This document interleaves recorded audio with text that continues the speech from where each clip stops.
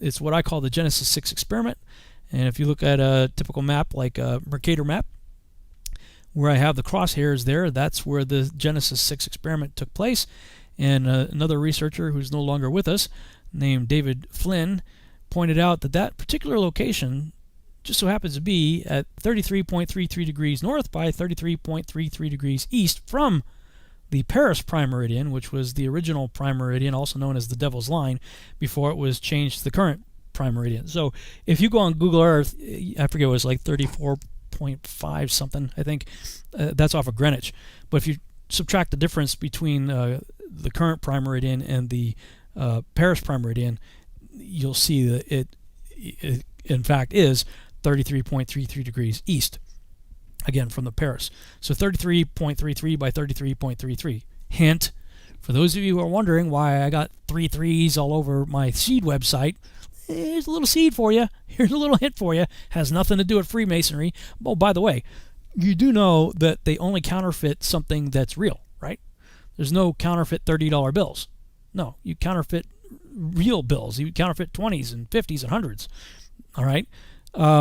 So the fact that Freemasonry loves the number 33 may just have something to do, maybe, with this, because, you know, who are they? Who is their leader? Who are they following? Well, I mean, the seed war, again, one of the reasons why I call it seed, right, goes back to this event that happened on the 33.33 by 33.33, you know, crosshair on our maps. Okay, and David Flynn talked about that it just so happened to also be 2012 nautical miles from that location to the Paris prime meridian and 2012 nautical miles from that location to the equator. So, of course, at the time when he did this research, you know, it was quite some time ago, before the year 2012, had a lot of people wondering, and myself included, speculating about what could possibly happen with the whole Aztec calendar stone, you know, Mayan calendars, all that, December 21st, 2012, all the so-called prophecies about that. You know, was that going to, did that have something to do with this? You know, there's all kinds of interesting speculation there, but certainly find it, you know, rather interesting. Let's just put it that way. Now, there is another 33 by 33, but that puts you in the ocean here, you know, according to the map, you know, the longitude and latitude. So the only landmass location right there. And, it, you know, we say that, you know, whether it's actually this is true or not, we don't know. But based on Revelation chapter 12 and the dragon taking down 1/3 of the stars, casting them to earth, many people believe that there's 1/3 of the angels, you know, went with Satan.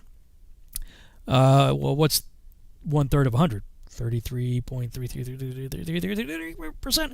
Isn't it interesting, if that's true, that a platoon, let's say, of 200 Watcher class angels, fallen angels, landed on the only geographical landmass location that just so happens to fit their number, 33.33 by 33.33. This is Mount Hermon. That's the location. This is Mount Hermon today. That's the location of the Genesis 6 experiment, and I'll read from Genesis 6:4. The Nephilim were in the earth in those days, and also after that, when the sons of God came unto the daughters of men, and they bare children to them. The same were the mighty men that were of old, men of renown. Okay, so now we have to address the question of who were the sons of God in Genesis 6. Well, there are several different views on this. The oldest and longest held view by far, with the most supporting textual evidence, both in the canonized scripture and extra-biblical texts, as well as in the writings of many ancient cultures all over the world, is that the sons of God were angels, or at least they were understood to be beings from the sky. The second view didn't show up until about 160 A.D. From about 160 A.D. forward, a new thought began to emerge thanks to the initial ideas of Julius Africanus, who just woke up one day and said, "Yeah, I don't believe that." He didn't do much more than question it, but, you know, that sort of started the ball rolling. And it was later that, you know, his ideas were later accepted and promoted by Augustine. And then much later, essentially, it was set as doctrine by Calvin. Thus, it is now parroted in seminaries, hence also why most pastors today, they subscribe to what's called the Sethite view, or that the sons of God were allegedly the good sons of Seth, by contrast to the bad daughters of Cain. Now, please note that Genesis 6 makes no mention of either Seth or Cain. And then there's sort of a third derivative, third view of the second one. Various late rabbinic commentaries, we find the idea of the sons of God being supposedly a reference to noble leaders and people of high social ranking. And again, this is like an elaborated version of the Sethite view. So that's what we have to work with when it comes to who were the sons of God. Now let's look in the scriptures for an understanding of how the phrase sons of God were first used. Now the book of Job, most scholars recognize Job predates Genesis. The book of Job itself predates the writing of the book of Genesis. And in Job, we find the phrase in 3 chapters, in Job 1:6, in Job 2:1, and in Job 38, 1-7. He uses the phrase sons of God. So let's have a closer look at the Job 38 reference. That will help us understand also Job 1 and Job 2 reference.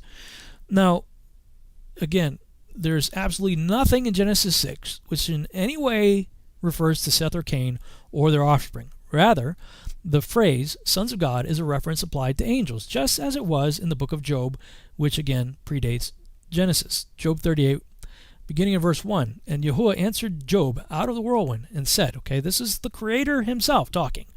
This is Yahuwah talking, all right? He says, where wast thou when I laid the foundations of the earth? Declare, if thou hast understanding. Who hath laid the measures thereof, if thou knowest? Or who hath stretched the line upon it? Whereupon are the foundations thereof fastened? Or who laid the cornerstone thereof? When the morning stars sang together, and the sons of God shouted for joy. Question: were the allegedly good sons of Seth there at the time of creation? I think any reasonably sane person would have to say, no, they were not. They were not. Now you can look at various commentaries. I just selected a few here. Barnes' Notes on the Bible talking about this passage in Job. Morning stars, that it refers to angels, seems to be equivalent from the connection, and this interpretation is demanded in order to correspond with the phrase sons of God in the other member verse, sons of God being angels, called the sons of God from their resemblance to him or their being created by him. Matthew Poole's commentary said, the sons of God, the blessed angels, for man not being yet made, God had then no other sons, and these are called the sons of God partly because they had their whole being from him, and partly because they were made partakers of his divine and glorious image. Gill's exposition of the entire Bible says, and the sons of God shouted for joy, which are usually understood of angels. Also the Targum says the same thing, who are the sons of God, not by birth as Christ, nor by adoption as saints, but by creation as Adam. And there are many other commentaries. This is what would fit on the screen. Okay, so most scholars will recognize, because there's no humans there at the start of creation, that the sons of God in Job 38 are in fact angels, and many translations will say that. In fact, I even had an argument with somebody once who was trying to, argue the Sethite theory, and I said, okay, go tell me what Job says. And the Bible that he said, that he thought was a really good translation, he opened it and he read, and the angels of God, and I'm like, wait, what? And so the very Bible that he was using to try to say, sons of God in Genesis 6 had to be Seth, his own Bible translated the sons of God as angels in Job. And I believe it said the same thing in the Job 1 and the Job 2 reference. I'm like, yeah, that's the way it was understood. That was the figure of speech used for angels before Moses wrote Genesis. So it stands to reason that Moses would have understood and used that figure of speech. And again, we see that in Genesis 6, 1 and 2. Also, it came to pass when men, okay, so we're talking about men here, began to multiply on the face of the earth, and daughters were born to them. Okay, so we have a group of men and we have daughters being born to them. That's sons of God, another group, right, differentiated from men and daughters. Sons of God saw the daughters of men, that they were fair, and they took them wives of all which they chose. Now, people who want to say, again, that this is the good sons of Seth, well, why is it that the good guys are doing the bad thing here? If you believe the daughters of Cain are what's being spoken of here, that was forbidden, just like the Canaanites were forbidden to the Israelites. Don't be messing around with, don't be mixing the good seed with the bad seed, so to speak. So again, everything about the Sethite theory just doesn't add up. If it's the good guys, the sons of God being the good guys, why are they doing the bad thing here in that line of reasoning? It just doesn't make sense. Parallel directly with Genesis 6 is 1 Enoch 6, describing the angels as children of heaven. Jubilees also, same thing. Angels of God saw the women, So we have these texts right here all saying that. And you even have people that were contemporary with the biblical authors, such as Philo, living in the 50 AD time frame, in his Book 1, Questions and Answers on Genesis, point number 92. These giants were sprung from a combined procreation of two natures, namely from angels and mortal women. But sometimes Moses styles the angels the sons of God. So clearly this was understood at that time. That's what it was a reference to. Clement, a disciple of Peter, in excerpt from Homily 8, chapter 13, on the fall of the angels, he says, "But when, having assumed these forms, human forms, they convicted as covetous those who stole them, and changed themselves into the nature of men, in order that, living holily, and showing the possibility of so living, they might subject the ungrateful to punishment, yet having become in all respects men, they also partook of human lust. And being brought to its subjection, they fell into cohabitation with women." Josephus, also in Antiquities of the Jews, Book 1, Chapter 3, says, "For many angels of God accompanied with women, and begat sons that proved unjust, and despisers of all that was good, on account of the confidence they had in their own strength. For the tradition is that these men did what resembled the acts of those whom the Grecians call giants." Josephus likened the first generation Nephilim to the Titans of Greek mythology. In Book 5, Chapter 2.3 of Antiquity of the Jews, Josephus continues. He says, "For which reason they removed their camp to Hebron, and when they had taken it, they slew all the inhabitants. There were till then left the race of giants, who had bodies so large and countenances so entirely different from other men, that they were surprising to the sight and terrible to the hearing. The bones of these men are still shown to this day, unlike to any credible relations of other men." So the giants, the offspring of these angels he described earlier, were on display even in his day, in the first century. We also have canonized internal witnesses for the Enochian angelic view of the Genesis 6 experiment. We can see that in Genesis 6, Moses mentions Nephilim with no further need of elaboration, which presupposes that Moses knew who the Nephilim were, and so did his audience, because he didn't elaborate. He didn't explain it any further. Everybody said, well, yeah, we know the story. Of course. He uses the same idiom for angels, sons of God, as Job did. And Leviticus 16 is interesting. We see the scapegoat is really being sent to Azazel. Like King James will say scapegoat, but if you look it up in Hebrew, it's a proper noun, the name Azazel, when they cast lots on the Day of Atonement. It's a character found in the book of Enoch, to whom all sin is ascribed. Hence, on the Day of Atonement, the Israelites laid hands on a goat, placing their sin on it, and they sent it out into the wilderness. Without the book of Enoch, you have no frame of reference for who or what Azazel is, or why the Israelites are doing that. This is one of the things that, at least in my mind, gives credibility to the idea that the book of Enoch was known to Moses prior to writing the Torah. And we see numerous description of giants throughout the Old Testament, which you have no explanation for. How do kissing cousins, if you believe it's the good sons of Seth, mating with the bad daughters of Cain, how do you get giants? Where do they come from? You have no logical, reasonable explanation for the giants. You have no idea where they came from if you subscribe to that view. And of course, of the giants, we have Numbers 13 and Amos 2 being most notable, talking about Amorites, and got characters like Goliath of the Philistines, Og of Bashan, who was an Amorite. Both Peter and Jude referred to angels that sinned, who were bound in chains and cast into the prison of Tartarus. What's that all about? You have no idea what they're talking about if you reject the book of Enoch and the story that they understood from it. You can say, well, that's talking about the rebellion of Satan. Well, no. Those angels aren't locked up. Satan's not locked up. We see the apostles are talking about that the devil goes about as a roaring lion, seeking whom he may devour. That Satan and his angels are out about deceiving nations. Principalities, powers, spiritual wickedness, high places, all that stuff. They're out and about. So who are the angels that are bound up in chains and put in a very specific place called Tartarus, that the Greeks understood to be the prison of the gods? Peter and Jude clearly understood that the angels that sinned and they were put in Tartarus are the angels of the Genesis 6 experiment, written about in books like Enoch. And of course, there are other statements found in the canonized text which find no precedence anywhere else but Enoch and other texts which affirm it. Now, let's talk about the archons. Now, it's just a Greek word, okay? The Greek word archon just simply means chief, commander, leader, somebody in a position of authority. That's the context in which I'm using them. And we see in the book of Enoch that there were 200 Watcher-class angels that landed on Mount Hermon in the days of Jared. And among the 200 Watchers, we have a number of them are named.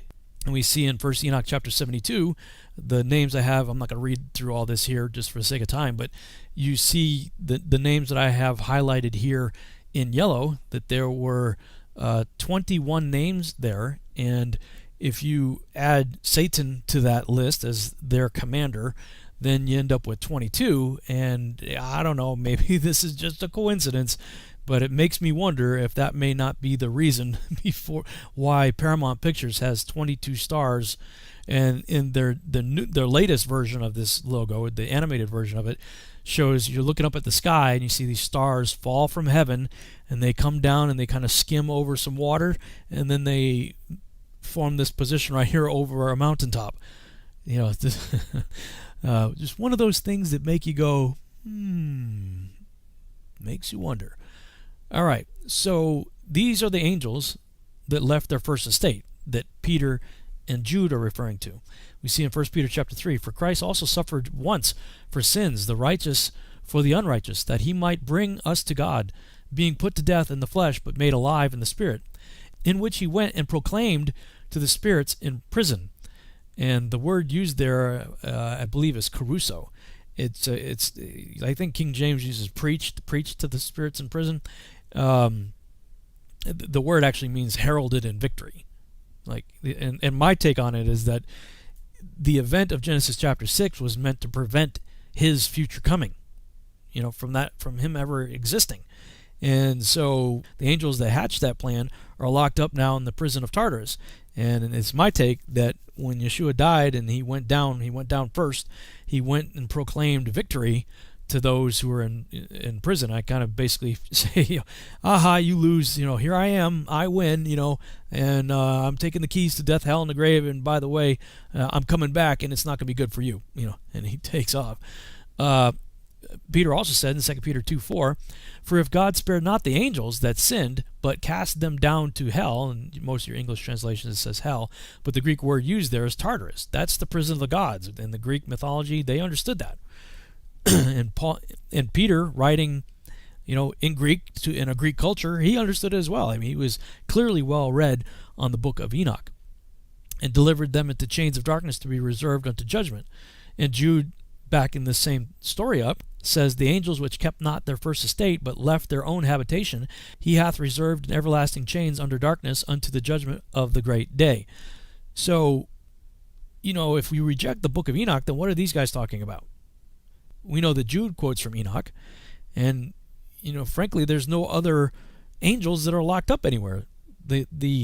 You might say, well, one-third. This is talking about the angelic rebellion with Satan. When he first rebelled. Well, no, they're not locked up. We have several people in the New Testament testifying that he's still out and about. We've got various stories in the Old Testament that he's out and about. He's the roaring lion that seeks whom he may devour, right? Paul also talks about principalities and powers and spiritual wickedness in high places. We see the angel that of the Prince of Persia there in the book of Daniel. So I mean, we see that Satan and his angels are still out and about doing their thing. So if you toss out the book of Enoch and other parallel texts, who are these angels that are locked up then, that are bound in the river Euphrates we read about in the book of Revelation, right? I mean, there's no frame of reference for who these angels are that are locked up unless we accept the Enochian account, which, of course, I do. And, they came down, they mated with women, and in this chart here, my research has led me to believe that the event that I call the Genesis 6 experiment took place in 3550 BC in the days of Jared. And as we'll see in the next segment, the first generation Nephilim that were the byproduct of the union of these angels with women, they lived for 500 years